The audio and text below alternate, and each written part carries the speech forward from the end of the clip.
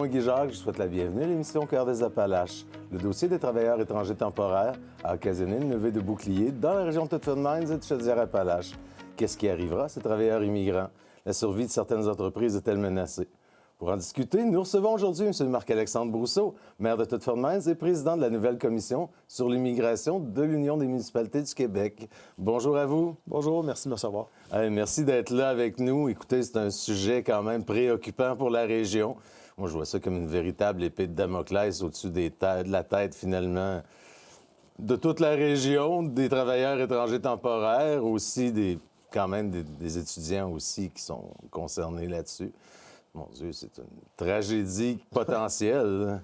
Absolument, absolument. Puis c'est une tragédie aussi pour les employeurs, mais effectivement, en premier lieu, pour les personnes qui nous ont choisis dans leur parcours de vie, qui ont tout laissé derrière, à qui on avait fait des promesses, puis que là, présentement, on a un gouvernement qui décide de ne pas tenir les promesses. Là. Des gouvernements, même. Les deux paliers de gouvernement, effectivement. Là. Donc, c'est vraiment pas chic, là, ce qui se passe présentement. Non, donc, c'est pour ça qu'on met l'épaule à la roue pour essayer d'aider la situation. OK.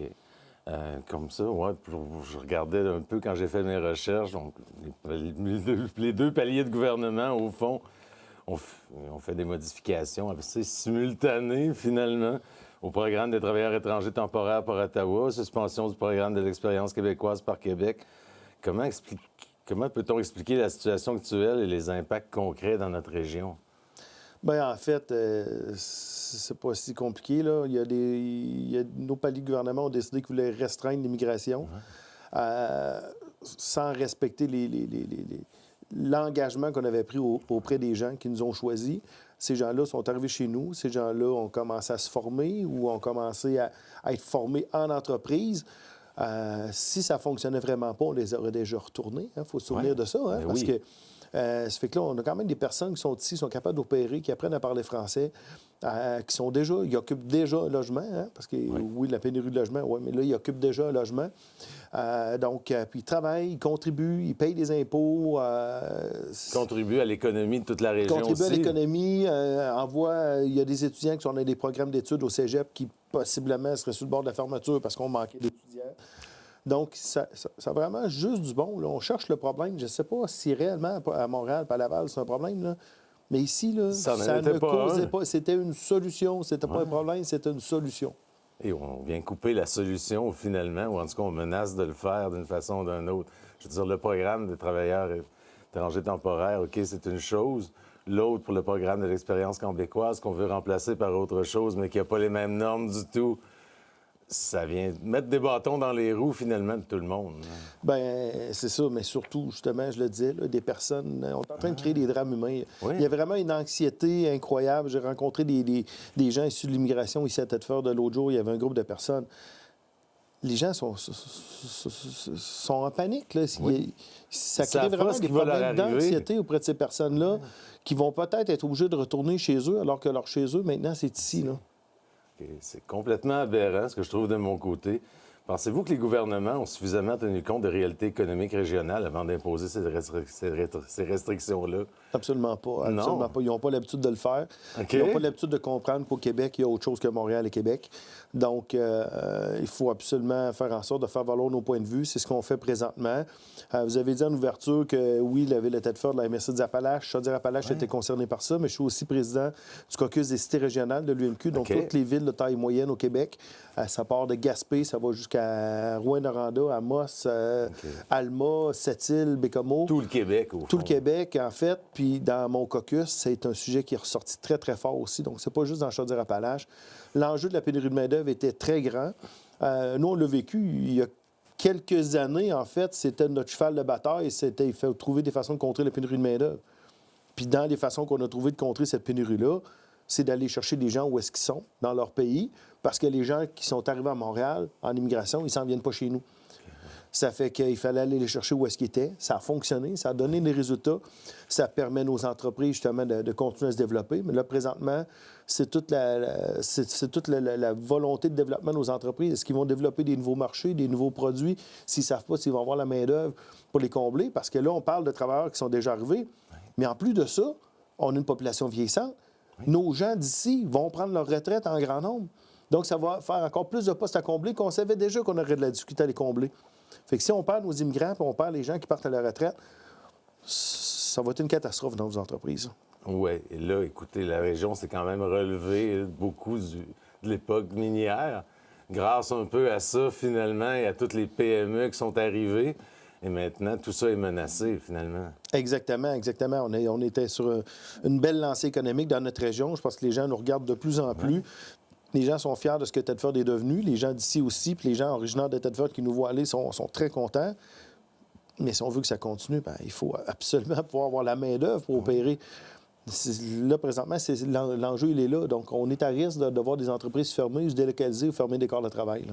Oui, je sais qu'il y a CF Metal qui en a parlé justement récemment de délocaliser finalement une partie de leur production, là, étant donné que il y a des entreprises comme eux autres qui ont comme 50 environ d'employés qui sont issus. Si on leur demande de baisser ça à 10 ça se peut juste pas. Non, c'est ça. C'est pas par plaisir. Ils ne pourront pas respecter leur engagement par la suite. C'est ça, on est très content d'aller chercher des travailleurs philippins, des travailleurs tunisiens, des travailleurs un peu partout sur la planète, des Mexicains. Mais c'est pas par plaisir qu'on fait ça, c'est parce qu'on n'en trouve pas. Il y a un coût pour l'entreprise. C'est compliqué pour l'entreprise de gérer en matière de ressources humaines toutes ces situations-là. C'est pas par plaisir, c'est parce qu'il n'y en avait pas de gens pour occuper ces postes-là. On prend la place de personne, il n'y a personne qui occupait les postes. Oui, carrément. Et ils sont nécessaires parce qu'autrement que ça, on n'aurait pas personne d'autre. Exactement. C'est ça. Comment décrirez-vous l'importance des travailleurs étrangers temporaires pour l'économie de Thetford Mines et sa région? Bien, en fait, c'est essentiel. Là, on a vu encore dernièrement une présentation au niveau de l'immigration dans notre région. Puis, c'est plus ou moins 2000 personnes là, qui sont arrivées chez nous, qui occupent des postes de toutes sortes. Oui. Il y a des postes d'enseignants, il y a des postes dans le milieu de la santé, il y a des postes en entreprise, dans le commerce de détail, dans tous les secteurs d'activité. Et tout ça est mis en péril. Oui, c'est ça. Puis quand la pénurie de main-d'œuvre a commencé il y a une vingtaine d'années, c'était des postes hyper spécialisés. C'était des machinistes, c'était des soudeurs. C'est de ça qu'on avait besoin, puis le reste, ça allait. Et là, maintenant, c'est dans tout. C'est dans tout. Puis c'est pour ça qu'avec les modifications, ça fait en sorte aussi de mettre en péril ceux qui sont arrivés dans plein de postes diversifiés, qui sont peut-être pas des postes à très haut salaire, mais qui sont essentiels. Puis dans un milieu de vie comme le nôtre, avec un salaire plus bas, tu vis quand même très bien. Oui, quand même. Écoutez, le coût de la vie, quand même, est moins élevé ici que dans les grandes villes, c'est Exactement. sûr. Quel secteur d'activité, selon vous, selon votre expérience, selon vos rencontres que vous avez faites, dépendent le plus, finalement, de cette main-d'œuvre? Tout, finalement, un peu comme vous l'avez dit. C'est ça. J'ai failli nommer le manufacturier, mais en même temps, c'est tous. Dans l'hôtellerie, la restauration, c'est sûr que c'est pas des postes à très haut salaire. La société est faite comme ça. Tout le monde ne peut pas gagner le même salaire. Là. Ça s'appelle un régime communiste quand ça arrive. Là. Exactement. Donc, en fait, c'est tous les secteurs d'activité qui sont concernés par cette situation-là. C'est ce que nos paliers de gouvernement n'ont pas l'air de comprendre. Ils ont l'air à penser encore que c'est dans des cas bien précis. Non. Le problème de pénurie de main-d'œuvre était tellement grave ici, dans une région comme la nôtre, qu'on a besoin de gens dans tous les secteurs d'activité. Puis il y a encore des postes à combler partout. Oui. Ils sont difficiles à combler. Le taux de chômage est très bas. Nous, on a des postes à la ville, entre autres, au niveau des journaliers. Ben là, on a encore des postes disponibles. Là. C'est un affichage en continu, en fait. OK. Parce qu'on On ne réussit jamais à combler, finalement. C'est toujours extrêmement difficile de combler nos postes. OK. Le plafond de 10 des travailleurs étrangers imposé, alors que certaines entreprises de notre région en comptent près de 50, comme on l'a mentionné. Et plus, jusqu'à 60. Oui, il est difficile d'imaginer que ce ne sera pas un frein à leur croissance, c'est sûr. Bien, en fait, c'est une porte ouverte à leur décroissance. Oui, carrément. Parce que si tu perds des employés, tu n'es plus capable d'opérer. Puis en plus, ce que nos employeurs ont besoin, c'est de la prévisibilité. Parce que les cycles de production dans le manufacturier, c'est pas... Je vois passer une opportunité aujourd'hui, je la mets en production demain, puis dans 3 jours, je la livre. C'est pas comme ça que ça marche. C'est des cycles de production qui durent des fois 6 mois, 1 an et plus. Ça fait que si les employeurs n'ont pas la certitude qu'ils vont avoir la main-d'œuvre sur le plancher, ils vont même pas soumissionner. Non. C'est ça qui est l'enjeu. Puis s'ils ne soumissionnent pas, c'est la décroissance. Là. Ils ne pourront pas continuer à se développer. S'ils ne développent pas de nouveaux produits, de nouveaux marchés, bien, à moyen et long terme, c'est le déclin de l'entreprise. On parle quand même, je pense, au-delà de 1200 travailleurs étrangers potentiellement touchés dans la région. Au-delà des entreprises, ça va avoir quand même un impact aussi sur les commerces locaux, la vitalité démographique. Finalement, c'est une perte à bien des niveaux. Bien, exactement, parce qu'en fait, c'est ça. On dirait que les gens, des fois, vont décrire les immigrants comme des gens qui sont au crochet de la société. Pas du tout. Chez nous, là, c'est pas le cas. Peut-être qu'ailleurs, il y a des réfugiés demandeurs d'asile qui sont évidemment plus difficiles de réintégrer rapidement à la société parce qu'ils ont connu des enjeux qu'on voudrait pas connaître. La barrière de la langue, La barrière de la langue, mais aussi, je veux dire, psychologiquement, ils ont vécu des épreuves que personne ne voudrait vivre. Oui. Mais cette clientèle-là, on en a très, très, très peu ici. Ça se compte pratiquement sur les doigts de mes mains. Mais nous, on travaille à tranche temporaire. Ils arrivent ici le dimanche, on va les chercher à l'aéroport. Oui. Ils travaillent le lundi matin, puis jeudi, ils ont un chèque de paye qu'ils vont consommer chez nous. Oui. Ils vont consommer, ils vont dépenser à l'épicerie. Hein? Allez à l'épicerie, vous allez voir, ça parle toutes les langues maintenant. Oui, c'est vrai. Donc, ces gens-là consomment comme nous. Ils ont un loyer, ils payent leur loyer, ils achètent des véhicules. C'est des consommateurs comme nous qui font rouler notre économie. Ils ne sont pas au crochet de personne. Ils contribuent. Ils contribuent à la société. Et on veut nous enlever tout ça. Ça, c'est frustrant, vraiment. Oh, oui, ça, je l'admets. Là. Le remplacement du programme de l'expérience québécoise par le programme de sélection des travailleurs qualifiés, qui est basé sur un système de pointage, ça répond pas vraiment aux besoins des PME. Là. C'est une sorte de tirage, finalement, qu'on dirait qu'ils font. Les règles sont pas les mêmes. Mon Dieu, c'est... Quand ils ont les meetings au ministère de l'Immigration, ils ont peut-être trouvé ça bien drôle, là. Mais nous autres, on ne la trouve pas drôle, en fait, parce que dans certains cas, oui, ça va permettre à des gens qui étaient là de passer au travers des morts et de ce programme-là, puis de mais réussir ça ne à se résout pas la problématique mais c'est actuelle. toute la notion d'incertitude qui est là. Ouais. Il y a déjà des gens qui pourraient peut-être être admissibles au PSTQ qui ont quitté. Ouais. Ils ne peuvent pas attendre. Là, au mois de mars, c'est le renouvellement des loyers. Les gens faisaient quoi avec leur avis de renouvellement des loyers? Ils ne savent pas. Tout le monde est dans l'incertitude. Ils ne savent pas comment agir par rapport à ça. Puis c'est important. On parle d'être admissible, avoir un permis de travail chez nous. On parle de se loger. On parle de faire vivre ta famille. C'est pas banal. On n'est pas en train de choisir si on va acheter une pinte d'aller au dépanneur ou à l'épicerie. On joue avec des vies humaines. On joue avec la vie des gens. Ouais. C'est ça qui ne fonctionne pas. Fait que là, en plus, je le répète, on avait des engagements moraux de prier avec des gens qu'on a fait venir ici. On a payé comme gouvernement des programmes pour aller inciter les gens à l'extérieur à venir chez nous en leur disant, voici, t'embarques dans cette démarche-là, tu vas voir, on prend cet engagement-là envers toi. On ne respecte pas notre engagement. La marque Québec, là, à l'international, elle est ternie. Oui. Elle est ternie. Les gens se disaient, le Québec, c'est un bel endroit où immigrer, un bel endroit pour aller étudier, un bel endroit pour travailler. Tout ça a changé. Je serais curieux d'aller faire un tour, moi, au Cameroun ou en France ou dans un autre pays pour dire, ça vous tente-tu d'immigrer au Québec? Il n'y a plus personne qui va vouloir venir ici pendant un méchant temps. Là. Oui. Pendant un méchant temps. Puis là, qu'est-ce qui se passe? C'est qu'on a payé pour les faire venir ici. Oui. Puis là, ben, comme nos voisins au Canada sont plus conciliants, là, ben là, on les voit s'en aller vers le reste du Canada, vers le Nouveau-Brunswick. C'est ce qui se passe présentement. Okay. C'est nous qui avons payé pour les faire venir. Là. Okay. Parce qu'en plus, ceux qui sont francophones, ben, il y a tellement peu de francophones qui migrent dans le reste du Canada qui ont des passe-droits. OK. Ben oui, absolument, absolument. C'est ça qui se passe présentement. Là. Des gens qui auraient voulu rester au Québec, bien, ils se font dire par le ministère de l'Immigration, bien là, votant ailleurs au Canada, là, ils cherchent des francophones. Okay. Ça envoie, je trouve, un drôle de message, évidemment, oui, à ces travailleurs et leurs familles qui ont quitté leur pays, qui croyaient pouvoir venir s'établir ici via le programme de l'expérience québécoise. Comme vous le dites, c'est un bris de contrat carrément. Là. Absolument. C'est un bris de contrat moral. Tu sais, dans le fond, on n'a pas le choix d'essayer de respecter notre parole dans la vie si on veut que les jeunes fassent confiance. Ça fait que là, c'est extrêmement difficile. On brise le lien de confiance aussi. Pour l'application d'une idéologie, en fait, là. Parce que ça ne fonctionne pas. Dans le réel, là, ce qui se dit, ça ne fonctionne pas. Chez nous, l'immigration fonctionne. Les gens à Thetford n'ont pas le choix d'apprendre à parler français. Ouais. Les gens sont en mesure de les loger, puis on est capable de les éduquer dans nos écoles.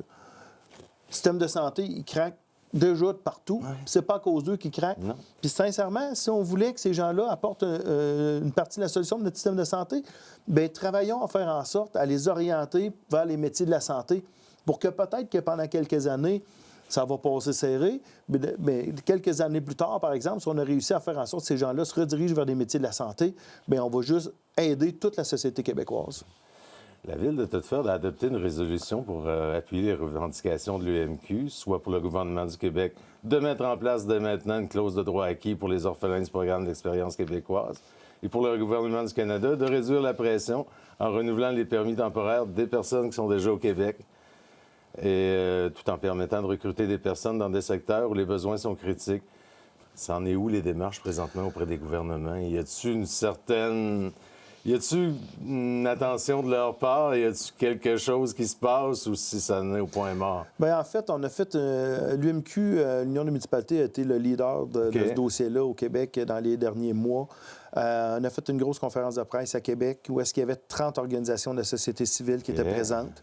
On parle dans le monde du patronat, dans le monde syndical, dans le monde de l'éducation, dans le monde... toute la société civile était là pour dire que ça n'a pas de bon sens. Mais le message qui a été lancé aussi, c'est que c'est urgent. Oui. C'est urgent de changer les règles. On sent que le gouvernement... Il y a des personnes au gouvernement, parce qu'il y en a vraiment qui sont très idéologiques dans ce dossier-là. Il y a pas mal de personnes qui commencent à être mal à l'aise avec la position gouvernementale. Je parle du gouvernement du Québec. Donc, on espère que ça va bouger, mais là, je ne sais pas s'ils sont présentement dans une période de flottement à cause de la course à la chefferie. Qui va être le prochain premier ministre? Les deux candidats à la chefferie de la CAQ ont déjà dit qu'ils feraient modifier la position. Il y en a une qui va plus loin que l'autre. Mais ça ira pas, au fond, avant l'élection, finalement, nous, du nouveau chef. Ce qu'on essaie de dire, c'est qu'il y a encore un premier ministre en titre. Présentement, il devrait agir. Puis pour ce qui est du fédéral, clairement, présentement, il se cache en arrière du provincial. C'est difficile. On va avoir, avec l'Union des municipalités, une série de rencontres à Ottawa pour essayer de faire bouger un peu les gens de ce côté-là. OK. C'est vraiment pathétique quand je regarde tout ça de mon côté. Puis tu sais, on parle de quoi? Quand on demande la clause de droit acquis, il y a un article qui est sorti dans la presse dans les derniers jours de Francis Veil qui déconstruit tout le mythe du gouvernement, qui dit on parle plusieurs centaines de milliers de personnes. Sincèrement, ça, c'est quelqu'un qui veut essayer de nous faire avaler une couleuvre pour vendre sa mauvaise idée. Là. La réalité, c'est qu'on parle peut-être de 50 à 80 000 personnes sur 3 ans. Et dans ces chiffres-là, c'est plusieurs personnes qui seraient déjà admissibles de toute façon dans le PSTQ. Donc, on parle de combien de personnes de plus? Quelques milliers de personnes de plus par année. Des personnes qui sont déjà ici, qui satisfont nos employeurs, qui sont des bons étudiants, qui ont appris à parler français. Puis je le répète, si on fait venir un travailleur qui ne fonctionne pas, qui ne s'adapte pas, puis qui n'est pas capable d'apprendre à parler français, il est peut-être déjà renvoyé chez eux. Ceux qui sont encore ici, c'est ceux qui fonctionnent bien. Qu'on a payé pour faire venir, qui sont déjà ici.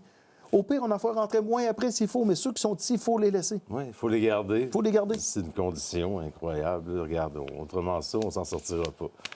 Le gouvernement du Québec qui affirme travailler pour les personnes qui parlent français et qui résident ici puissent rester. Divers scénarios sont envisagés, mais croyez-vous que cela se traduira un jour en action concrète? Parce que ça bouge pas beaucoup. Ça bouge pas assez vite. Il y a clairement des gens qui résistent, mais il y a des gens qui veulent. Donc, faut être optimiste, mais il faut surtout faire comprendre l'urgence de la situation.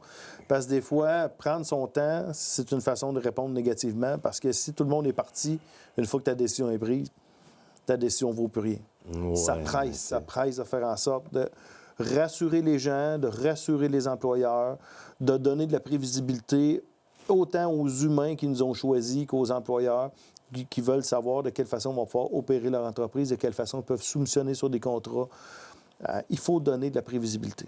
Oui, il faut donner une marge. Puis une prévisibilité, ça veut dire, si tu t'engages à quelque chose, respecte ton engagement. Respecte ta parole. En premier lieu, oui. Il y a le mouvement des Cœurs bleus qui a été lancé par l'Union des municipalités du Québec pour représenter la solidarité envers les personnes immigrantes établies ici. Un mouvement qui a quand même pris de l'ampleur beaucoup.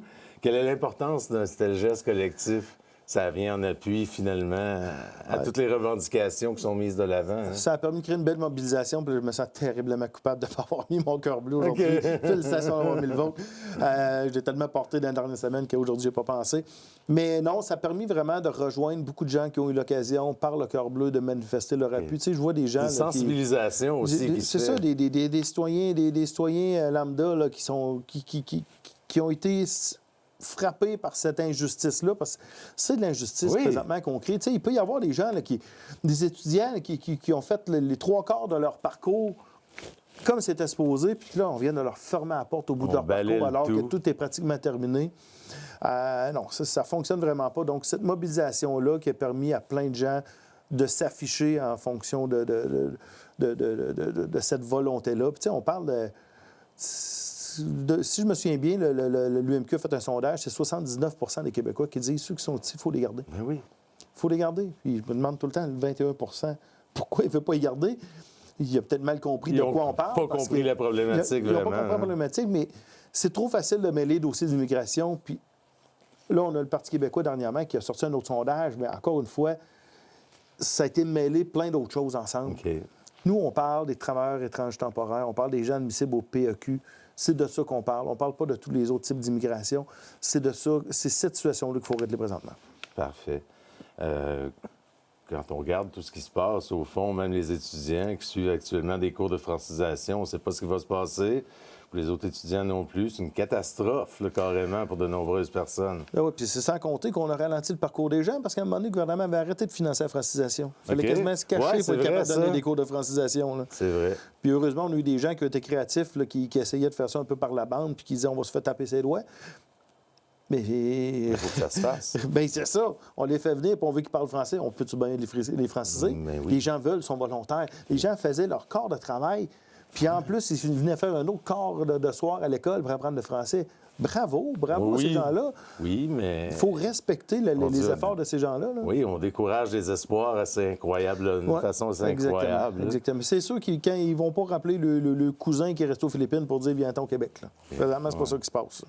Le rétablissement du traitement simplifié et l'instauration d'une clause de droit acquis, c'est-tu vraiment essentiel pour éviter une crise plus profonde? Je crois bien que oui. Hein? Bien, c'est surtout essentiel pour éviter l'hémorragie rapidement. Rapidement. Il faut dire rapidement merci de nous avoir choisis. Bravo pour le travail que vous faites. On va faire en sorte que vous puissiez rester. Ah oui. Puis après ça, on verra les règles qu'on va mettre en place pour combien d'autres on va faire rentrer. Mais rapidement, il faut dire aux gens merci de nous avoir choisis. Bravo pour le travail que vous faites. Et on va faire en sorte de vous garder. Je pense qu'au fond, la course à la chefferie ou à la CAQ, elle va jusqu'au 12 avril et qu'on risque de ne pas avoir de décision d'appliquer avant cette date-là. Bien, malheureusement, c'est ça. Mais après ça, ça va être la fin de la session parlementaire. Puis après ça, ça va être en élection. Puis tout ça. Il faut régler maintenant. Ouais. Il y a un premier ministre en titre. Il y a un gouvernement actuellement en fonction. Il faut qu'il prenne ses responsabilités. OK. Faut qu'on arrête de se boucher les yeux et les oreilles, finalement. Ah oui, parce qu'après ça, on va se faire dire on va manquer de temps, la session parlementaire, on va l'abroger, puis on va partir en campagne électorale, puis après ça, c'est les vacances d'été, puis tout ça. Non, OK. on n'a plus de temps à perdre. Ouais. Même le 12 avril, il risque d'être trop C'est tard trop pour loin, 12 plusieurs avril. personnes. C'est trop loin. OK. Seriez-vous favorable à des voies accélérées vers la résidence permanente pour les travailleurs déjà intégrés? Bien, absolument, pour ceux qui le souhaitent, parce que ça, c'est l'autre chose qu'il faut se souvenir. Tous les travailleurs étrangers temporaires ne veulent pas s'établir ici en permanence. Ouais, Il y en a aussi. qui viennent ici pour gagner leur vie, Oui, c'est vrai aussi. envoyer de l'argent à leur famille, puis ils occupent des fonctions qu'on ne trouvait pas personne pour les Non. réaliser. Mais ils ne veulent pas tous rester. Mais ceux qui veulent rester, pourquoi pas? Pourquoi on ne les accueille pas, finalement? Pourquoi Ils ont ceux le qui ont fait désir leur d'être avec preuve, nous. on ne veut pas les garder? Ils ont fait... S'ils sont encore ici, puis à chaque année, ils reviennent, ou ils sont ici depuis 2-3 ans, c'est parce qu'ils ont fait leur preuve, parce qu'ils font un bon travail, et c'est parce qu'ils contribuent à notre société. Écoutez, quels sont, selon vous, les gestes qui devraient être posés pour corriger la situation? Y a-t-il des solutions viables, finalement, à tout ça, outre que les gouvernements se décident enfin à se bouger? Bien, écoute, je ne répéterai pas tout ce qu'on vient de dire, parfois même plusieurs fois. À la base, il faut que le gouvernement comprenne mieux ce qui se passe en dehors de Québec et de Montréal. Il faut que le gouvernement consulte davantage les régions et soit capable, lorsqu'il met en place des règles, de faire des choses différenciées selon les besoins de chacune des régions. Ça, déjà, si on ferait ça, là, on n'en serait pas là dans la situation d'aujourd'hui. OK. Parce que la réalité des régions, finalement, semble échapper vraiment au gouvernement. Ce qui se passe à Thetford est très différent de ce qui se passe sur le plateau Mont-Royal ou Oui. ce qui se passe dans le centre-ville de Québec. Oui, c'est évident. Si les mesures actuelles demeurent en place, est-ce que d'autres actions seront mises en place par la Ville ou l'Union des municipalités ou d'autres intervenants? Absolument. C'est sûr que c'est un dossier qu'on compte suivre de proche. Entre autres, l'Union des municipalités, c'est un des dossiers prioritaires de l'UMQ. On a réussi. C'est un dossier pour lequel moi, j'ai travaillé très, très fort. Donc, on a réussi à mettre ça à l'agenda. C'est actuellement un des dossiers prioritaires de l'UMQ dans la très courte liste de dossiers qui urgent. Donc, on talonne, on continue de talonner. Je le répète, on s'en va bientôt à Ottawa aussi avec une délégation de l'UMQ pour essayer de convaincre les gens de bouger là-bas également. Et on continue de talonner au Québec. On sent au Québec que ça a envie de bouger. On espère juste que ça va aller aussi loin qu'il faudrait. Mais c'est un peu étrange quand même qu'il y ait une coalition où tout se passe au même moment pour venir mettre des bâtons dans les roues, finalement. Oui, mais ce qui est quand même... On dirait qu'ils sont concertés pour... Bien, il y a ça, mais je pense que d'un autre côté, ce qui est fabuleux, si je répète qu'on a fait une conférence de presse avec à peu près toute la société civile qui tenait le même message. Vous faites fausse route dans le dossier d'immigration. Puis ça, il y a un des intervenants qui a pris la parole pour dire ça faisait longtemps qu'il s'impliquait en politique publique. Puis il dit je n'ai jamais vu une coalition aussi diversifiée, aussi forte que celle-là. OK. Oui, parce que vraiment, je pense que ça attire la sympathie. Et l'urgence de la situation fait que les gens, oui, regardent. Ouais, exactement. On prend de plus en plus conscience que c'est vraiment une catastrophe, comme je le disais, qui approche de plus en plus, là, qui nous menace. Puis, je le redis aussi parce que c'est dans l'équation, puis il ne faut pas l'oublier. Il y a déjà plein de gens qui vont prendre leur retraite. Ça va être d'autres postes à combler qu'on ne sera même pas déjà en mesure de combler. Puis en plus, on fait en sorte de pousser vers la sortie les gens qui sont arrivés. Ça n'a aucun sens. Ça n'a aucun sens. Non, exactement. Dans un contexte de chômage qui est très bas, comme on l'a dit, de pénurie structurelle de main-d'œuvre, on peut-tu penser qu'il pourrait y avoir une relève locale? Pas du tout, au fond. Bien, il y en a, mais pas suffisant. Ah, c'est ça. Absolument pas suffisant. Le bassin de population n'est pas suffisant pour couvrir tous les emplois. Exactement. Si ces gens-là nous quittent, on est dans la marde, finalement. On a 25 à 30 de la population qui a 65 ans et plus. Là. Ouais. C'est pas eux autres qui vont aller travailler chez CF Metal à faire fondre de l'aluminium. C'est pas moi non plus à 57 ans qui irait non plus, je vous dirais. Oui, c'est ça. Est-ce qu'il existe d'autres solutions, vous croyez, si les gouvernements ne s'activent pas pour résoudre cette problématique-là? Bien, en fait, si le gouvernement persiste dans sa façon de voir les choses, je parle des deux paliers de gouvernement, bien, c'est parce qu'il accepte qu'il y ait un déclin économique en région. OK. Donc, Je pense. les travailleurs, on ne les invente pas. Non. Puis, c'est sûr qu'il y a des gens au gouvernement qui vont dire « Ouais, mais il faut automatiser les entreprises. » Oui, mais tout ne s'automatise pas. Et ce qu'on veut automatiser, ça a un coût. Fait que si l'entreprise, on la prive de faire de la business, puis on la prive de faire de l'argent, quel argent elle va prendre pour s'automatiser? C'est ça. Là, c'est une roue qui tourne. Là. Des gens, ça ne s'invente pas, puis de l'argent, ça ne s'invente pas. Donc, permettez à nos entreprises de prospérer. Puis c'est sûr qu'ils vont chercher à s'automatiser davantage avec le temps, dans certains processus, mais dans d'autres, c'est pas possible. Non, exactement. Fait qu'on se retrouve finalement avec les mains et les pieds liés d'une certaine façon avec tout ça. Bien, en fait, ne sont pas liés, nos poings puis nos mains, parce que présentement, on fait des démarches beaucoup, et on cherche à vraiment convaincre le gouvernement qui fait fausse route. Okay. Donc, il faut pas se taire. Il ne faut pas se taire dans ce dossier-là. OK. Est-ce qu'il y a d'autres vraiment solutions qu'on pourrait avoir si le gouvernement n'entend pas raison? Bien, je le répète, des personnes, des travailleurs, ça ne s'invente pas. Ouais. On peut pas. On est beau avoir des imprimantes 3D maintenant. Là. On ne crée pas des humains. On ne va pas créer des humains à la chaîne pour remplacer ceux qui partent à la retraite, pour remplacer ceux qui nous ont choisis et à qui on demande de retourner à la maison. Mon Dieu, bien, regardez, on va continuer à suivre le dossier, c'est évident. C'est quelque chose qui est prioritaire, je crois bien, pour toute la région, et non seulement la nôtre. Exactement. Mais au-delà aussi de la nôtre. Mais ici, c'est particulièrement criant, je crois bien. C'est un enjeu économique extrêmement primordial pour nous. En terminant, si vous aviez un message à adresser au gouvernement, quel serait-il? Réveillez-vous. Oui, carrément. Y a-t-il des chances que ça arrive, d'après vous, vraiment, dans un délai raisonnable? Je pense qu'ils n'auront pas le choix. Ils n'auront pas le choix de bouger maintenant. Il faut s'assurer qu'ils aillent aussi loin qu'est-ce qu'on veut là, pour faire en sorte de résoudre une partie de nos problèmes de pénurie de main-d'œuvre. De leur faire entendre raison, finalement, et de leur faire reconnaître la réalité dans laquelle nous nous trouvons. C'est ça. Parfait. Merci beaucoup, M. Brousseau. Ça a été très instructif de mon côté. On finit toujours par en apprendre aussi sur différents sujets. Mon Dieu, celui-là, vraiment, est quelque chose. Le cœur bleu, il n'est pas pour rien. Je pense que ça nous tient à cœur aussi. Exactement. Parfait. Merci de m'avoir invité. Merci beaucoup. Merci.